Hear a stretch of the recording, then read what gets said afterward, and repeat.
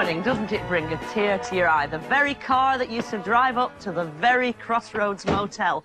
Well, tonight will be the 4,508th edition. Only 4 left, and the whole show is being axed on Sunday after 24 years.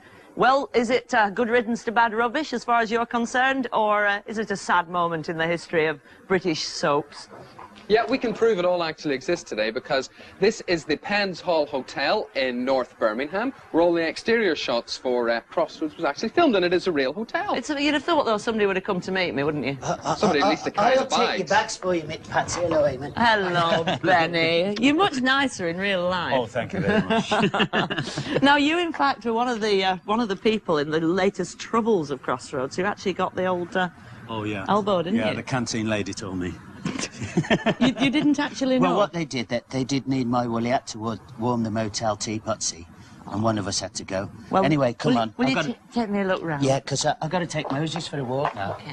All right. Well, will they go and find out the sights of the hotel? Let me tell you that the whole end of Crossroads happens on Easter Monday night. That's when the final episode will take place. Now, today we'll be sort of wallowing in nostalgia. We'll also be answering your direct questions, your forthright opinions, what you thought of Crossroads. Should it have come to an end? Should there be a spin-off series? Whatever, whatever. 061 814 0424 is the number to ring.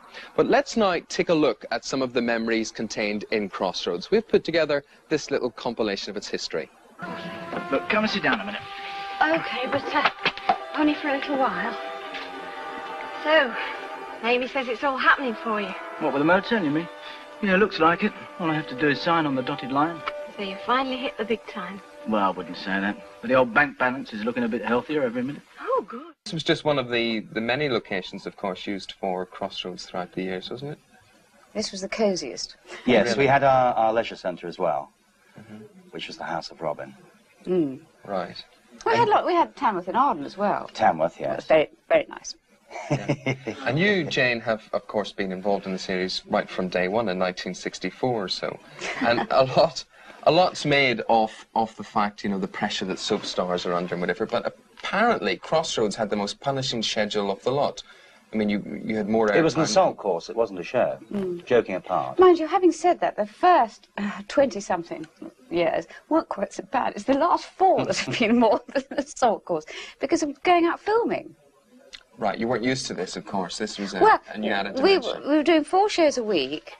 We were in the studio for 2 whole, quite long days. Then we had 3 days rehearsal, but during that rehearsal we were out filming as well. So we were rushing around like mad. It started out at 6:30, you know, 7. Well, I'd leave the house at 6:30, go in for makeup at 7:30, go out on the bus to the location, sit around for a bit, do a scene. But Then filming they- 8 episodes. Then they'd say, "Are you weren't going back to rehearsal?" Say, "Oh, I'll get the next week's script and look at what I was supposed to have learned for rehearsal." So were all the old jokes true, where people criticised the quality of the programme and the sets falling down and actors forgetting their lines? That was because of the tight schedule originally, because we didn't Well, it have didn't time to do happen after the retakes. It first. didn't. It did get better. We did actually have editing facilities. We didn't have any editing facilities or anything. Yeah. We had 3/4 of an hour to do the show. We started at 7 o'clock, say, for the evening show. And we had to finish by 7:45. So if we didn't start on the dot of 7 o'clock, if we didn't get actually started till 7:10, time was ticking away. So there was no chance. So that you could go back if you made a dreadful... If everything went wrong in the first scene, you could go back and do it. If everything went wrong in the last scene... But people love that. They ran a book. There was one university that actually ran a book on mistakes. I mean, it was part of the fun. This is why Crossroads was so popular. It was part of the fun. I also, bear in mind, we had to be absolutely spot on time. So we wouldn't get a run until we did the dress run. And then they'd say, we're 2.5 minutes under. Quick, what are we going to do? Oh, I know, you can pour some coffee, you can have a phone call, do this. And then, of course, no one told props that you were going to have coffee. So they'd bring the coffee in and put it down. You'll pick the coffee pot up and think, there's no coffee in it. But Jane said something very interesting the other day, and that is that when Crossroads originally went on, you know, it went on for 6 weeks and 6 weeks only. And throughout that period of time, it has always been coming off. And in a funny way for us, it was a blessed relief, because after 24 years of thinking, is it going to run another year, we actually knew where we stood for once. Because for so many times I've opened the papers and Crossroads is off, or there's been a great rumour around the studios, Crossroads is off. And this time was for It's real. true. Let me get this straight. You were Glenda's cousin, right? That's right. But you had an affair not only with Glenda's brother, but Glenda's husband. Isn't this right? And you also accused Glenda's father, correct me if I'm wrong, of raping you, or rape. Is that right? Have I got this right? This did happen over many years. But you did have a social conscience, you tell me. You're a kind, caring person. As Iris, Iris has a problem as a character because she came from a broken home, chip on the shoulder, you know, typical soap character. But I always felt that, you know, as Angela Webb, there's no way I'd have got into any of her situations. We'll believe you on that one. But do you think it was a bit contrived, the storyline? No, not at all, because as the storyline goes along, people are writing to you saying, like, I've been in that situation and you're acting it out, and this is how I felt, and I believe what you're doing, and that makes you think, yes, although sometimes you read them and, well, maybe to me this is a bit far-fetched, but to somebody out there, it's their problem. I began watching Crossroads when I was 6 years old, believe it or not. The family watched it, and I can remember playing in the garden with my sisters, and some friends of theirs were with them. And they said, oh, have you seen this new programme which has just started? And they all flocked into the house, and I joined in because I didn't want to be left alone in the garden. And it started from there, really. And then throughout my teens, it became very important for me because I had a bad adolescence. And I started a comic, and I even had a Crossroads comic strip. And I would write Crossroads stories of my own, based on what was happening and the characters who were in the programme at the moment. And I was criticised and laughed at for watching it. So eventually I started keeping it to myself. And it was almost a secret. I collected everything I could about Crossroads, books that were published, anything in the newspapers.